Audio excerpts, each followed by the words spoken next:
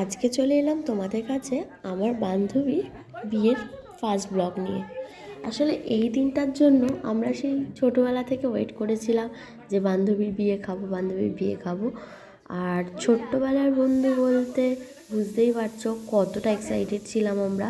ওর হাতে মেহেন্দি দেখে আমরা খালি দেখেই যাচ্ছি, ওকে দেখেই যাচ্ছি, ওকে ফিল নেওয়াচ্ছি।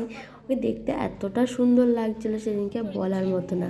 তারপরেই চলে এলো সেই মুহূর্তটা যেখানে মায়ের কাছে ও লাস্টবার আইবুড়ো অবস্থায় ভাত খাবে। তো এই সময়টার ফিলিংসটা একদমই অন্য রকমের লাগছিলো। ওকে দেখে আমাদের মানে একটা অন্যরকম কেমন লাগছিলো বলে বোঝানোর মতো না। যখন জেঠিকে আশীর্বাদ করছিল সত্যি করে না চাইতেও সবার চোখ দিয়ে অজান্তেই জল বেরিয়ে যাচ্ছিলো ওদের দুজনকে দেখে।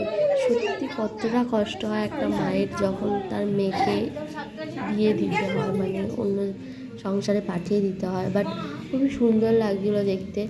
সত্যি কথা বলতে ও নিজেকে অনেক কন্ট্রোল করে রেখেছিল যাতে ওর মা যাতে চোখ থেকে জল না বের করে, বাট সেটা হয় না পসিবল।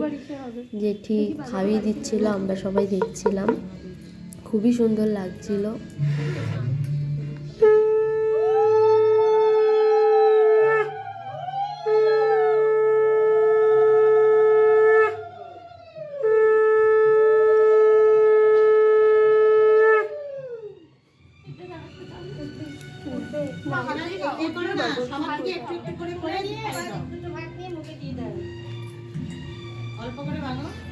আমি জানি না আমি কতটা তুলে ধরতে পেরেছি ওর এই স্পেশাল মুহূর্তটা।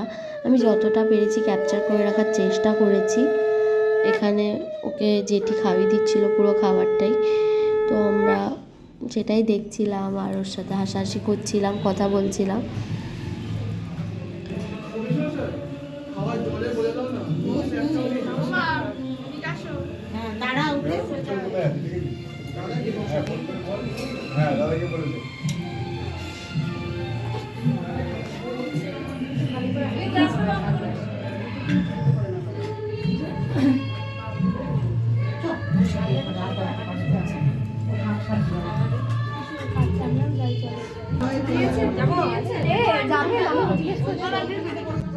এখানে আমার মায়ের সাথে গল্প করছে আর খেয়ে চলেছে, আমি ভিডিও নিয়ে যাচ্ছিলাম। তারপরে অনেকক্ষণ বাদে আমাকে দেখে বলছে এখনও তুই ভিডিও করছিস। আমার বিশ্বাস করা এত ভালো লাগছিলো দেখতে জিনিসটা। তারপর আমরা চলে এলাম সবাই মিলে খেতে, আমাদের লাঞ্চ করতে।